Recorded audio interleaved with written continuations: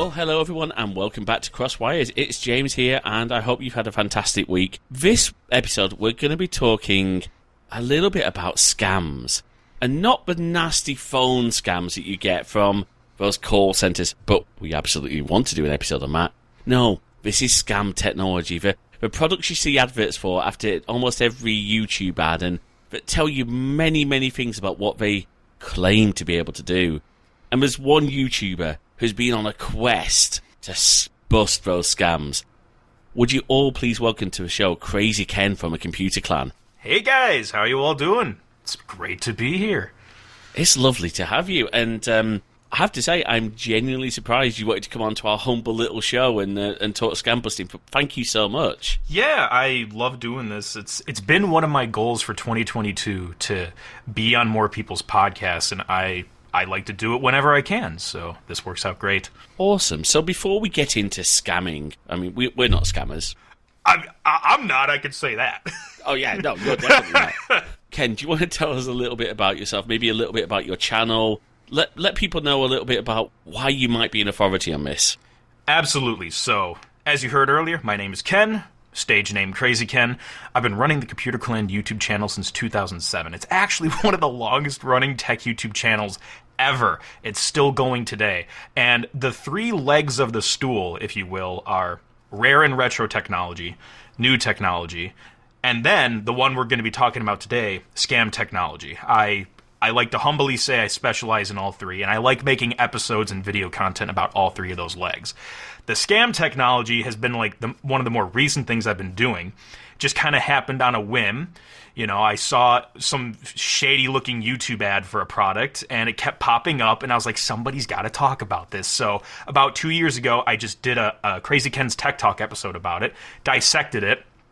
It got like 1.8 million views, and I'm like, okay, we're going to keep doing this. And I just keep debunking other scams. Like, I do one about like every month or so, sometimes more. And yeah, it's been a lot of fun. I'm working on 2 or 3 right now simultaneously with some other good episodes. And yeah, it's been fun. Computer Clan since 2007. Now, I have a question for you. Yeah. Does that mean that you, now, unless my reckoning is wrong, does that mean that you've been running longer than Linus Tech Tips? So I was actually in a cab once, just like a month and a half ago, going to the airport, and we were talking, and the guy was like, "Are you even older than Linus?" And if I remember, I think Linus actually started like a little bit before me, though. I think he's actually a little older. He is a little. I think he's definitely. But hey, it's fantastic. 2007, and you know, just thinking back to how YouTube was back then. Oh my gosh, yes, dude. Back in the day, for the young whippersnappers listening, the video description was on the side. Like, you didn't go down below to the description. The description was on the side. You didn't have a like button. You had stars. You could rate a video 5 stars. Yes. And 10-minute upload limit, 100 megabyte file limit. Beautiful days.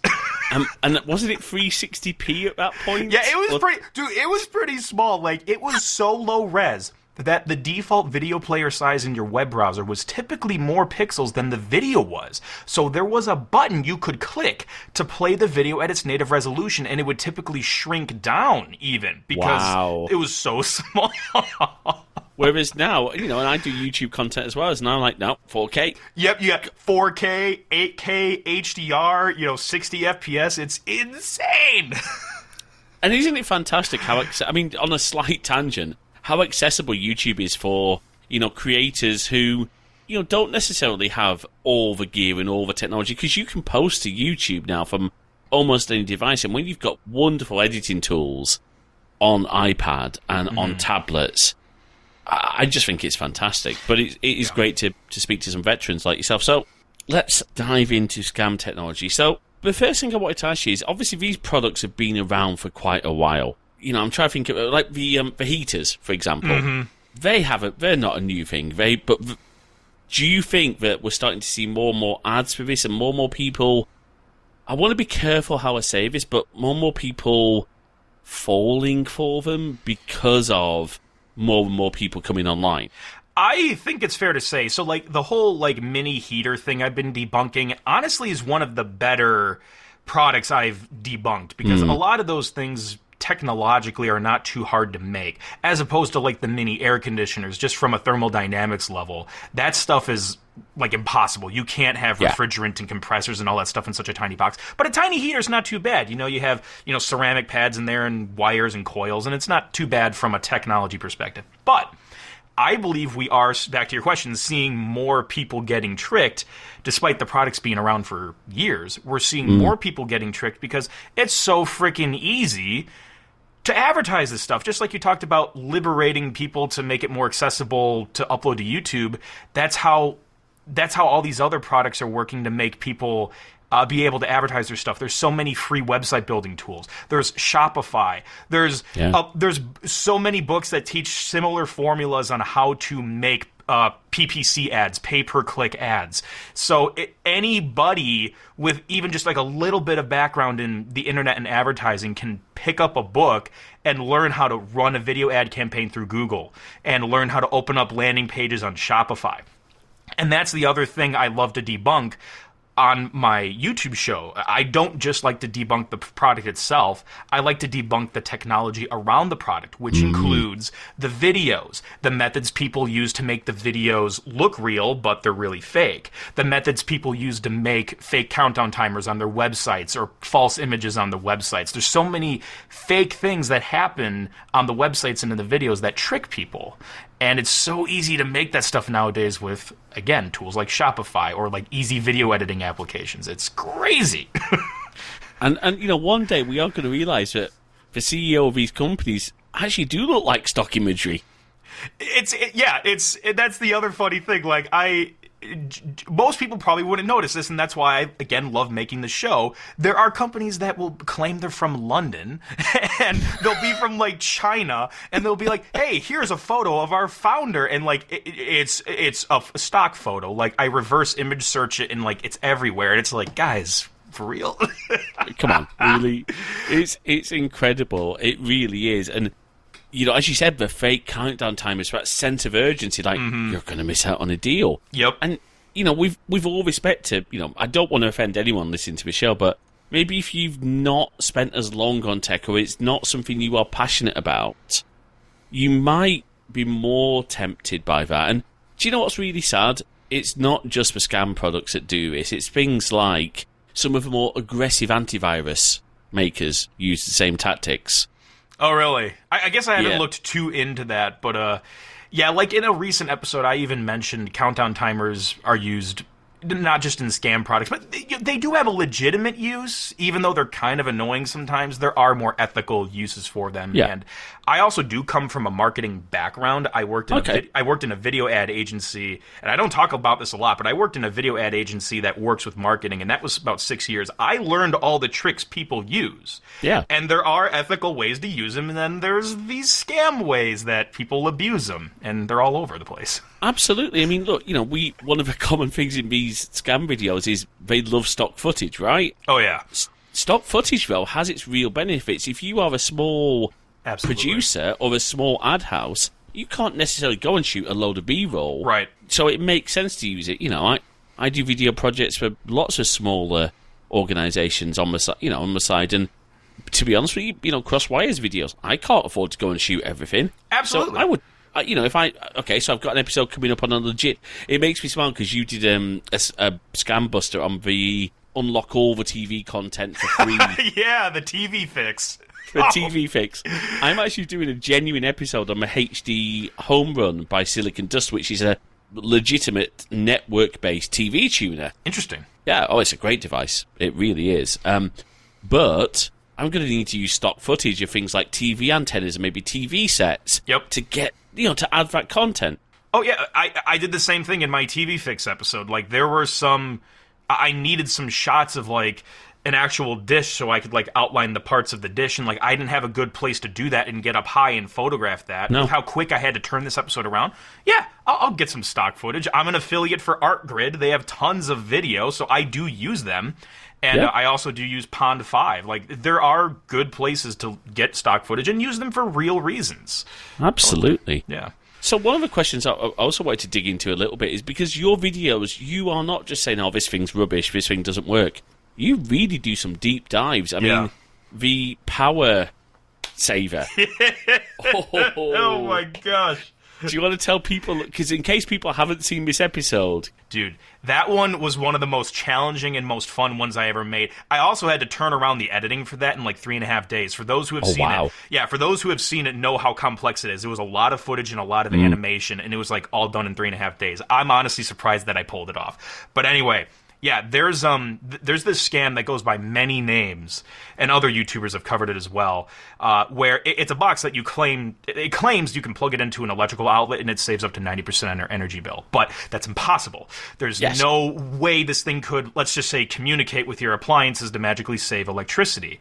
Now, in the real world, in like the industrial world, yes, there are ways capacitors can be used with big motors and things like that to help save wasted power. There's a whole difference between apparent power and real power. My episode goes into that. But in the industrial world, you know, companies get billed for both of those things typically, but in a residential area, you don't have much wasted power, so you don't get billed for apparent power. You only get billed for real power. Yeah. So even if this device was miraculous enough to, you know, be a magical capacitor that could save apparent power, it doesn't matter because you don't get billed for apparent power anyway. But the way the people advertise it, they just make it look like, oh, your bills are crazy high. Stick it to the man. Stick it to the energy monopolies. You know, plug this thing into your wall. Hey, plug 6 of them into your wall while you're at it. That's the other thing a lot of these scam product people do is they try to position, quote unquote, the man as the bad guy, to make you, the buyer, feel like a hero for getting this device, which it's just fake storytelling to make you feel like you're part of a movement when really you're getting a 50-cent thing from China that doesn't do anything. No. One of my favorite ones is someone who, I wouldn't describe myself as a network engineer professional, but I know my way around networks, you know, and Wi-Fi. Wi-Fi extenders and the Wi-Fi boosters. Oh my gosh! Okay. I'm gonna tell me if I'm wrong on this, because I trust your opinion. Right. So you've got a inbound internet connection. It might be VDSL, as is my case, or you might have something fancy. I mean, you know, in Malaya, I'm sure you've got redundant 25 gigabit fiber coming in. I wish. Yeah, right. But the point is, you've got a specific inbound internet connection, which has a specific allocated upload and download. No device in your house, no matter how good it is going to improve that connection. Yeah. And so I'll tell a genuine one that happened. Actually, just finished working on this. So, lovely friend of mine, and I won't name her, but she had laptop trouble. So she took it into a shop, and they said, oh, yeah, blah, but the CMOS battery had legitimately died, so they changed it. Great. But then she was saying, oh, my internet's really slow. Without them knowing anything about her inbound connectivity, this machine has a 802.11n 300 megabits adapter. Okay? They said, oh, no, you need this new adapter to make your internet faster. She has ADSL, so her maximum download is about 18. Her upload is 0.2 megabits. No Wi-Fi is going to change that. That sounds rough. Yeah, but that's the sort of thing. And these are the sort of people who, you know, she's a lovely lady, and I'm not at all. You know, she genuinely will say herself she struggles with technology. But these are the sort of people who see the ISPs don't want you to know about this trick. Right, exactly.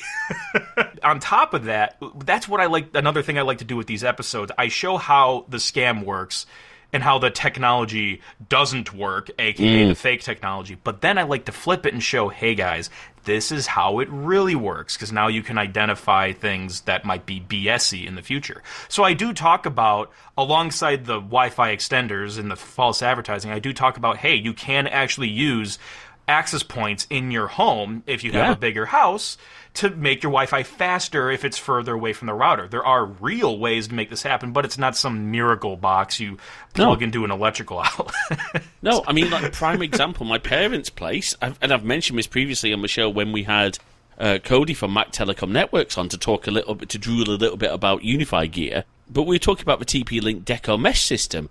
That's a great example of a legitimate thing you can buy that will improve your Wi-Fi coverage. It's not going to improve your internet speed, right? but it's going to improve your Wi-Fi coverage. You should get closer to the speed that you can actually get from your ISP. Mm-hmm. As we said, it's not some miracle little box. And I just love the marketing, and I love, isn't it always, correct me if I'm wrong, on the more techie stuff, it's always usually two engineers who figure this out and quit their jobs. Oh my gosh, yes. The fake backstories for these scams I love going into, especially when they steal footage from, like, another YouTuber's channel. Like, it's like they were taking stuff from, there was some stuff with, like, It was Marcus, wasn't it? MKBH. Didn't he get... I think so, but there was another one more recently. I'm kind of blanking on the name because I've done so many of these investigations. But long story short, they'll take footage from other, like, established, published things. Not just stock footage, like actual other content creators' videos, and they'll just cut them up. But yeah, the fake backstory is a lot of times like an engineer quit his job after he saw the malicious things the company was doing, and they set out to create this thing. It's called XYZ. But because XYZ was so popular, they sold out. So now they're back in stock, but order soon. It's just, oh my gosh, I love it. It's amazing, and it is, it's a laugh if nothing else, but it is. Yeah. You can see why people will profit. Absolutely. Of course, my favourite one is the product that goes by so many different names, but doesn't meet its claims. Starscope. Oh my, dude, I was just thinking about that one because I think it's about to break 1 million views. But yeah, the Starscope was a monocular, so think binocular, but just one monocular, was claiming to be like this great thing that you can zoom in really far away and see far away and attach it to your phone so you can get like a telephoto lens. But optically, I prove how that doesn't work. They claimed it had zoom capabilities. Optically, I proved there's no motors, there's no mechanics. This thing doesn't have any zoom. It's just a fixed prime lens. It's a piece of crap.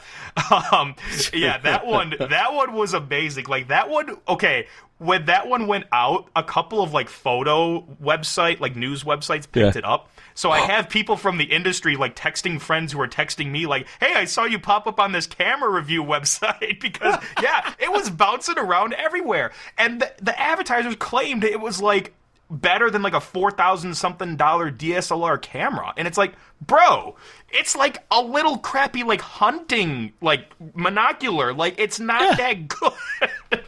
And look, it makes not even hunting, just like maybe camping. Anyway, go ahead. No, it's because I had somewhere in this mess of drawers and stuff. I have an old monocular, and it's an optical, no digital whatsoever, optical monocular, and it was for me back in school so that I could see the whiteboard from the back of the classroom. Oh. Yeah, because really bad eyesight here. And it actually worked, but as you said, it's a fixed prime. The only thing you are doing is focusing. Yep. When we look at things like that, well, you've got to think, as you said, you've got to think about the optics. An iPhone 13 Pro can't zoom much. What they claim to be the 3 times lens is a 70mm lens. And when they say 3 times, of course, we're just saying, well, 3 times more than our standard lens. And you have to have separate lenses. DSLR lenses that zoom anything close to, for example, I live in Bournemouth when we have an air festival every year. One of my favourite times of the year. Being able to get any sort of real zoom to the aircraft, you need something like a 300, 400mm lens. And for a good one, those are expensive. They are very expensive. Especially if you're in the Sony world. If you're in the Sony world, prepare to mortgage your property just for the lenses, right? Before we sort of move on to helping people spot things, we've probably talked about some of the things that I found the most interesting. For you, what would you say is maybe the most interesting scam product, or the one that you actually thought, this isn't that bad? Yeah, there was, I think this was about a year ago, I did a Scam Buster episode about the Muama Ryoko, which was a hotspot device. Yeah. So, in short, what these devices do is they take a cell signal from a cell tower and rebroadcast it as Wi-Fi, which lets you connect non-cellular devices essentially to the cell tower through the rebroadcasted signal, so like a laptop or whatever. So in practice, like that's not too uncommon. those devices do exist, but like Well, you don't. Sorry to interrupt. Do you remember that Macworld where Steve Jobs had to ask everyone to turn off oh their my gosh, yes. I was just in my latest episode about the iPhone 4 prototypes, I bring that up because everyone had these hotspot devices in the room and it was making things slow. That was the best. Oh, Steve probably wanted to kill somebody. He looked so mad. I mean, I think I've got somewhere in my flat. I think I've got at least one. I think it's a Huawei. It's a Huawei 4G LTE hotspot. I don't use it anymore because, iPhone. Right. So, like, that was one of the things I talked about in the episode. It's like, guys, you don't really need dedicated devices for these because your phones can do them. And, like, I have more of a tech-centric audience, but there's probably a crap ton of people that don't know you can turn your phone into a hotspot. So that's why I showed that in the episode. I have blown many people's minds when I bust out my phone, go to Control Center, and turn on the hotspot. They're like, what? You can do that? Yes. I do it all the time. So...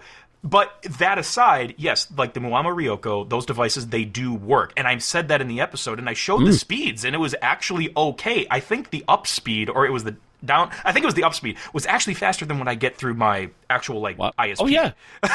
So I showed people, hey, this is actually okay. But the claims were what was the problem. There was so many false claims around the thing. I don't remember them all, but they were really, Wasn't really it mostly false. around sort of a whole unlimited data worldwide? That's probably what it was. They used the word unlimited and anywhere, like get access anywhere, which you can't. If there's no cell signal, you're effed. You can't have unlimited because no company that has tower infrastructure is just going to be like, oh, yeah, sure, just have as much data as you want. When you buy the thing, you only get 500 megs. Then you pay for and 500 megs is not a lot of data these days. Not a lot. No freaking way. So, but I do show, in short, this thing could work. The company actually reached out to me. I didn't reply to them yet, but if I do, maybe I'll do a sequel episode. But they did reach back. And another thing is sometimes the companies themselves don't necessarily drive the scam ship. It's the agency that they work with, the marketing people that do all that crap, which I still don't understand. It's so unethical. Like, you wouldn't have, I don't know what school you went to think advertising this way is okay and why you would hire them, but whatever. But yeah, Buamo Ryoko was one of the better ones from a physical product perspective. Yeah. I guess the question is, what would you say is the absolute worst, or have we already touched on it with a power saver? The power saver was really, really bad. But I would say a recent one was the fake SSDs. I just did an episode on that. Yeah. So this has been around for a while. Like, the scam itself isn't new, but I wanted to do an episode about it where it's like, get an 8 terabyte SSD, 540 megabyte per second speeds, and it's like, no, it's like a micro SD card, like 64 gigs on like a USB 2 board, and it's like crazy slow. But like, and as I explained in my episode, there's a controller on the board that tricks the OS to thinking, oh, it's 8 terabytes. So when you plug it in, it looks like 8 terabytes. But as you write data, only about 64 gigabytes, 56 or so, is really going to be safe. The rest is going to get overwritten.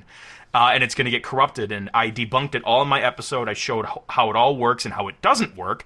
But I will be doing a sequel. I will be doing more testing. I ordered more, so stay tuned. Because you destroyed that thing. Yeah, what I was trying to... So, spoiler alert, mini spoiler alert for those who didn't see it. I wanted to take the components out to show what they were really using, but the whole thing was filled with glue. They really didn't want you getting inside there. So as I was pulling it out, it really did get broken apart. But you could still piece it together to see, oh, this is this kind of board. This is a micro SD card. So you could tell. But yeah, I do want to do some other tests where I more safely remove the board and see what I can dig up. Yeah.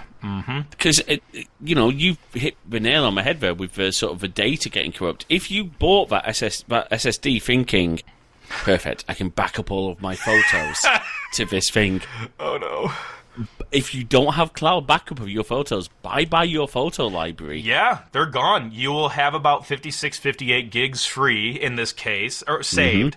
But yeah, the rest, they will show up as, blank thumbnails, but when you open them, it'll typically go, there's an error or something. Yeah. And, because it's funny we talk about SSD, because I literally just bought one the other day. And SSD prices have gone up a little bit in this current component crisis, but what did I get? A 240 gig Kingston drive for under £30. And it's a decent drive. It's actually to go in and refurb an old laptop for someone because, hey, there's nothing... SSDs, if you can get affordable SSDs that are the actual capacity that they claim to be, they are one of the best upgrades you can do to a laptop because, I mean, you'll probably agree with this, old Macs can have a great life if you put an SSD into it. Oh, hell yeah. Like, I actually, Apple has their new MacBook Air coming out soon, so I'm going to be doing some stuff with the first gen to, like, do some time travel. That was the first Mac that Apple offered with an SSD configuration. That's right. This thing is from 2008. I just powered it up, and, like, it's still quick because it has an SSD in there. It's still pretty darn fast. Yeah. I mean, I remember that machine coming out, and wow, what a fun fact. I think wasn't that the same event where they launched the time capsule? Yes, it was. Yep, it was Macworld 2008. Correct. Yep, because you can't see it, but there's a time capsule up there. Oh, and nice. One of our YouTube videos was me and my father, because of my eyesight, replacing a drive in it, and it still works as a backup appliance today. We wouldn't use it as a wireless router, but anyway, going back to scam technology, I want to talk a little bit about how people can be mindful. What are things that we should be looking out for? We've made a lot, we made a lot of jokes about some of the content, but if you were to give people a sanity checklist, say, I mean, I don't have much sanity these days, but... Hey, my name is Krazy Ken, spelt with a K, so how much sanity do I have? This is true. By the way, I do have to say that when you watch Ken's videos, I get such a joy of seeing your...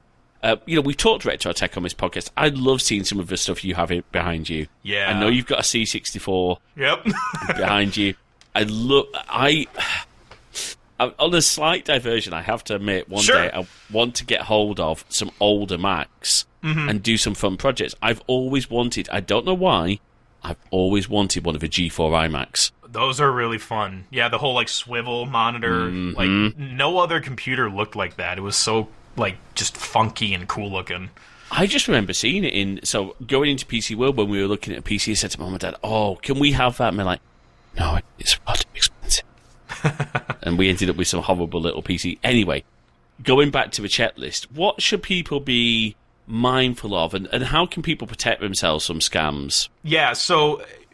super generally, I'm just gonna say, even though it does come across as a shameless plug, you just gotta watch my show. Like, you gotta like bathe in it, and like it's just like when you get into a new topic and you like start watching something about it, like you start picking up on the vocab and the buzzwords and everything. That's really like the best way to like change your mindset, is just bathe yourself in my episodes, because you'll start picking up on things. Yeah. But in terms of like tangible things, there's a few. Price. I brought this one up in the SSD one. If something just looks too good to be true, it probably is. Always check prices with like name brands and other websites, because like this 8 terabyte SSD was being sold for like £99, or it was £89, which in like American US dollars was like $100 or so. Yeah. So to me, I know that's impossible, and I even like broke it down on the thing, with like an accounting book. Like, this can't be profitable for the business. But like a consumer probably doesn't know $100 is too cheap. So what I encourage people to do is, if you see a low price for something, go to like Newegg or some other reputable site. Look for a name brand price and see, those SSDs are really like $1,300. Yeah, this one's $100. Something's wrong here. So that's a big one. The countdown timers, that's usually a big red flag, and I showed this in the SSD episode as well. If you see a countdown timer, take that same link, put it in a private browser window, like Incognito in Chrome or whatever. If you put it in there and the timer changes, that means it's most likely a fake countdown timer. It's just cookieing your session to see track. It's fake. Right, it's not really counting down to anything. It's just a fake to make you feel urgency to buy. So that's another red flag. For folks in the UK, it's the equivalent of the SCS sofa sale all about to end. Yeah, right. It's like some there are stores like that legitimately do close and like want to get rid of all their inventory, but like those fake ones that have like ended and closed 5 times now. That's kind of what the fake countdown timer feels like. Yes. Because it used to be the case that these big like furniture stores will say the SCS sofa sale must end Monday. Come Tuesday, we've got another sale.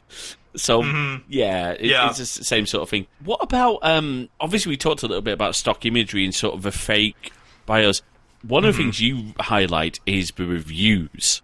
Yes, you actually read my mind. I was just about to go to that. So don't trust any review on the product website itself. That's being run by the scammers. Don't do that. Don't trust it. So if you really need a review, like, look up that product on YouTube and see if anybody has talked about it. And, like, reviews are here and there. You know, we may disagree on opinions and stuff, but if something is fake, that's usually not an opinion thing. Like, that's pretty factual. A reputable reviewer would say, this is BS, and that's what I do with my show on the scam busting stuff. Yeah. So, yeah, always look up someone else talking about the product outside of the website, some third-party thing that's not being controlled by the scammers. That's usually a good tip as well. Absolutely, and it's worth also mentioning, in general, in terms of reviews, I've heard a great bit of advice.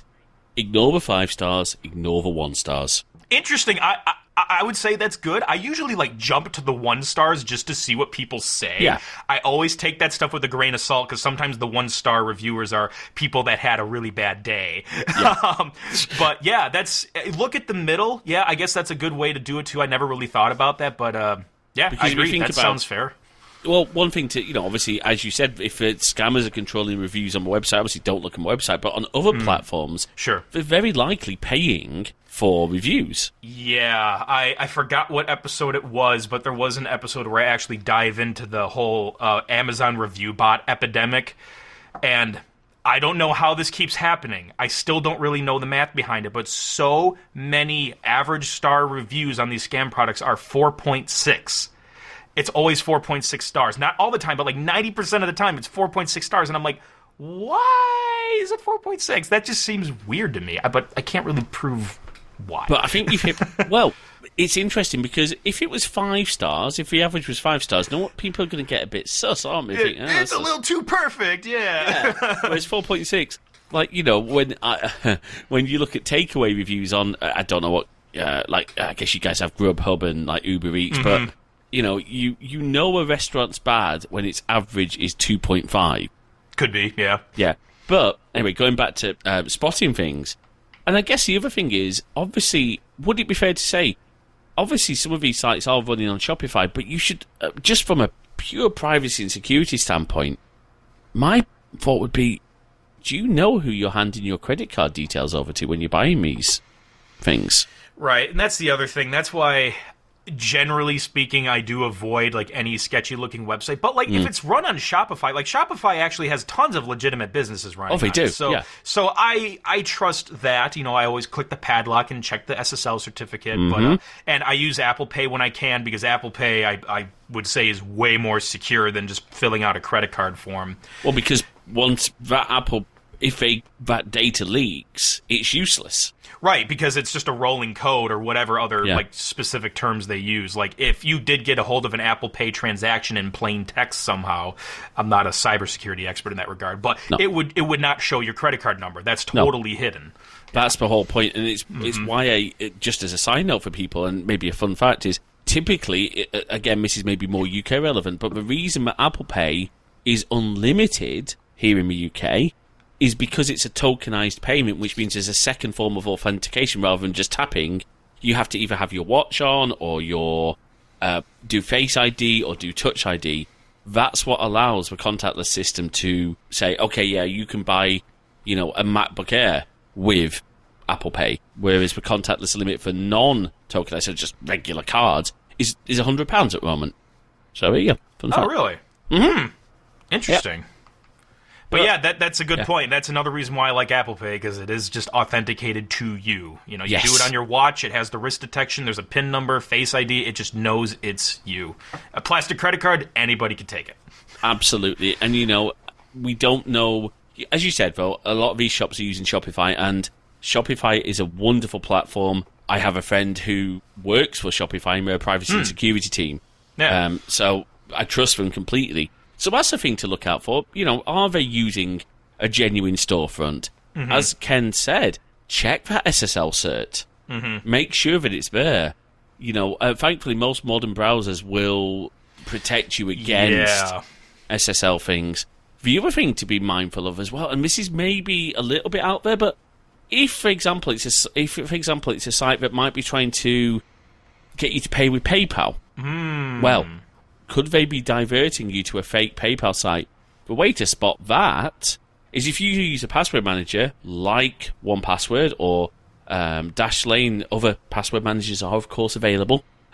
They will spot that because the URL of the site that you're trying to fill your login for won't match. Yeah. Yeah, that I would say that is a little more of an advanced tactic. Like a typical consumer probably wouldn't like spot those things or have those programs set up. But that is a good tip because I never really, I guess I never really thought about that. Because like in my situation, if I get a fake email or like a fake PayPal or FedEx email, I can tell it's fake because like I'm so familiar with their branding. I can tell, okay, that's not a word they use, that's not a font they use. But like most consumers wouldn't. No, I mean you can spot some scams a mile off. But sure. And we're not really talking necessarily about those type of scams. We're talking more of scammy products. And again, I think, as you said, and you say in, I think the message from your videos is, if it looks too good to be true, probably is. Yeah. You get a lot of submissions for scam products. Oh yeah. I guess one question is, do you find that you are maybe not overloaded, but do you find people are really enthusiastic to send you stuff? They are really enthusiastic, and I honestly super appreciate it because that saves me a lot of time.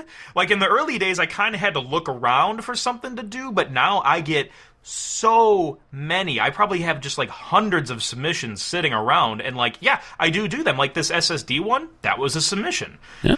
That was a recent one, and I've been getting a ton for the one I probably got the most submissions for was a freaking like mosquito killer thing. Oh no! and like I might do that. I mean, there's mosquitoes. It's summertime here, so like I might just freaking do it. Maybe. I mean, is it just me as well? The more scammy stuff these days, because everybody's always needing to charge stuff in a hurry, fast chargers. Dude, and yep. I just got like 2 more today. That's another really widespread one is like the fast charging stuff and like which, you know, fast charging is a real thing. Yeah. And I do talk about that in my episodes, but like where it crosses the line of reality into BS is like, oh, this charger can reverse heal your battery. And I'm like, no, it can't. So I explain, how does a battery work? How do the electrons flow? How does a battery die?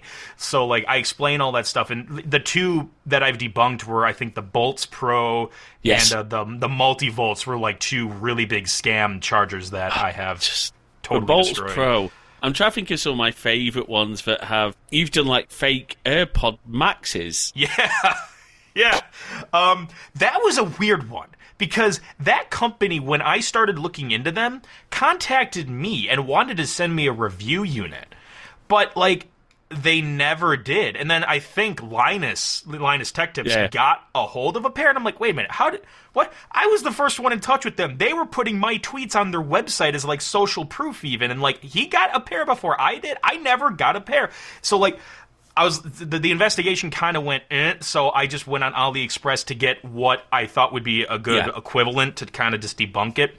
But yeah, that investigation was full of stolen product photos. That was the big thing I showed was like I showed Apple's ads and videos next to the ProPods website, and I'm like, guys, these are like frame by frame copies of everything. It's fake. It is a big area, you know. Not just the AirPods Max. To be AirPods Max? Yes. Yeah, those are the big ones. But like even the in-ear ones, they're everywhere. Yeah. Well, I remember a colleague at a former role rocking in with these horrible fake AirPods. I'm like, I said to her, sorry, how much did you pay for this? She said, over a bargain for $19.99. I'm like, uh-oh. Okay, and do they work? Well, not really, but I guess that's just AirPods. I'm like, no, try my AirPods. Oh my gosh. Dude, my favorite thing to do when I had the fake AirPods with the real AirPods was I would go up to a friend and be like, all right, hey, lift the AirPods. And they'll be like, okay, because, you know, they're all metal. They're kind of heavy. And then I'll be like, okay, now lift these. And they'll be like, oh my gosh, because it's like so light. They're cheap plastic, yeah. Was it you who took the fake AirPods Max to an Apple store? I did do that. So I did like an undercover operation. I hid a microphone on myself, and I brought them in to see if a retail employee could spot them. He spotted them so quick. Yeah. But I played dumb. I was like, hey, I'm kind of new to iPhone. My friend gave me these, but they won't pair. Can you help me out? And he picked them up and he like tapped them and he's like, hey, these are like a display unit, which I guess is like the next best. They technically weren't a display unit, but that's probably how a confused employee would describe them. But yeah, they were like, they're just hollow plastic. I'm like, oh, I'm so sorry. I'm so embarrassed about this. That was just me acting, of course. But yeah, I did a little undercover operation. Yeah.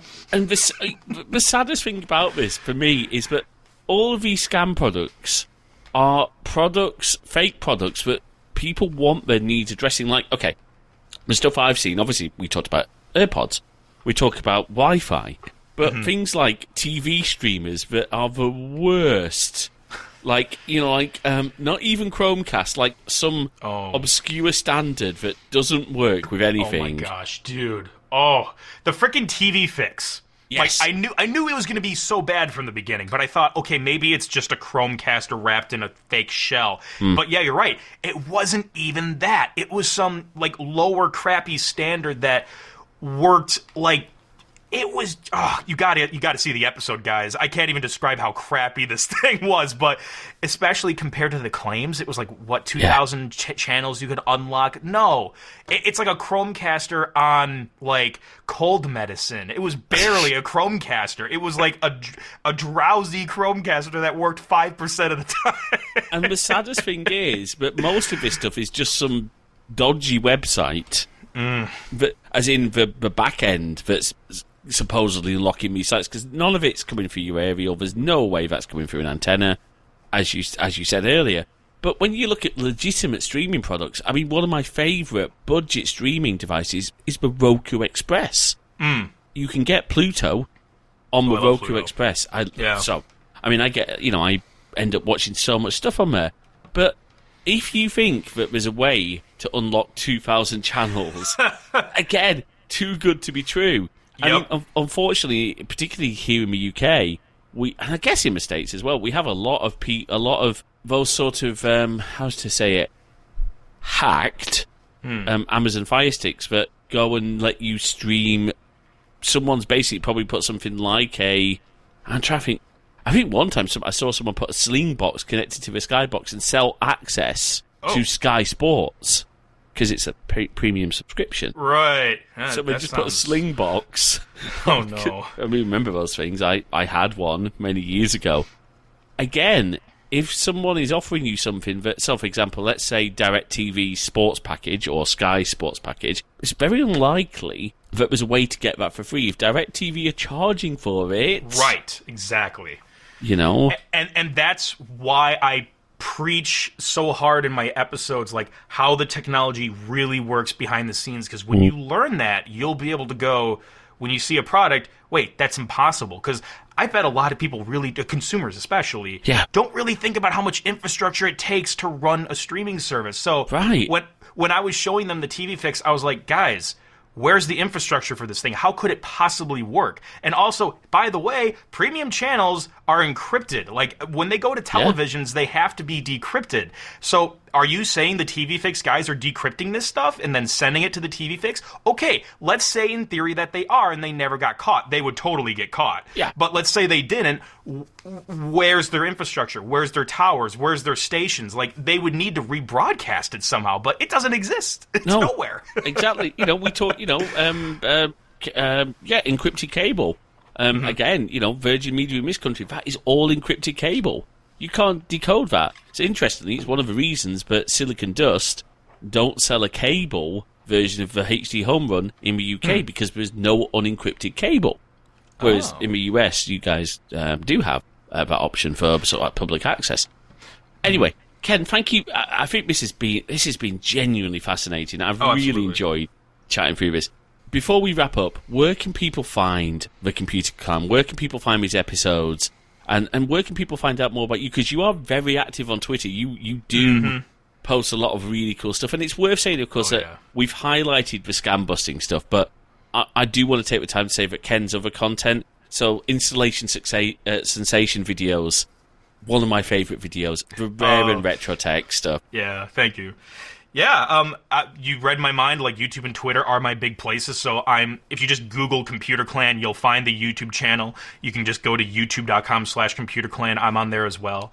And my Twitter, which I'm very active on, is at the Computer Clan. I would say that is like my second platform. Like YouTube is my main, Twitter is my second. That's a good place to not just stay in touch with like what I'm uploading, because I do announcements on Twitter, but I also just post other fun things, like things that aren't big enough for a full episode.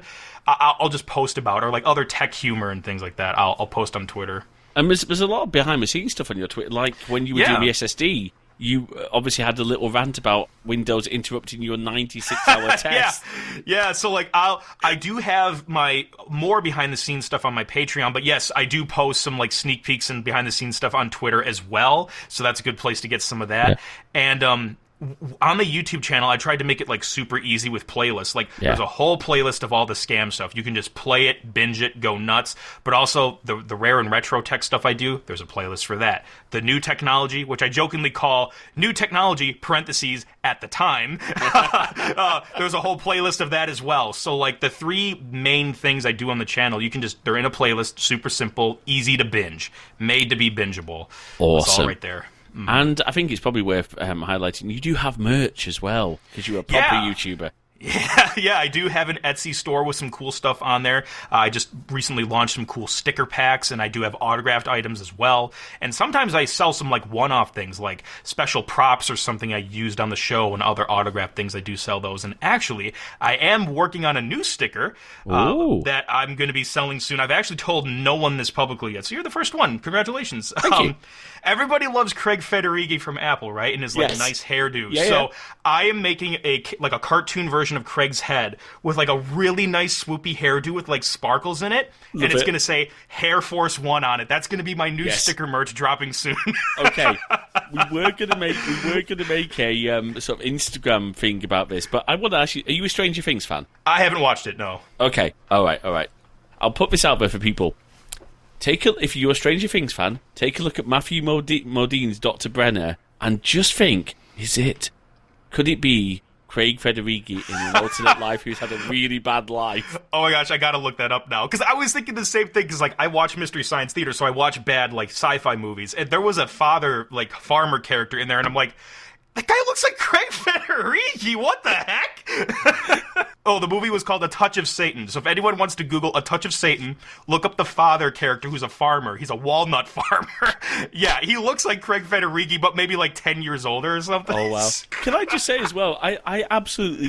Craig Federighi is one of my favourite Apple people. Oh, he's funny. I love him. Because, A, he embraces the Hair Force 1. Yes. 2, I don't know about you, but every time he does the talk show live with Gruber. So good. Yeah, absolutely. You know.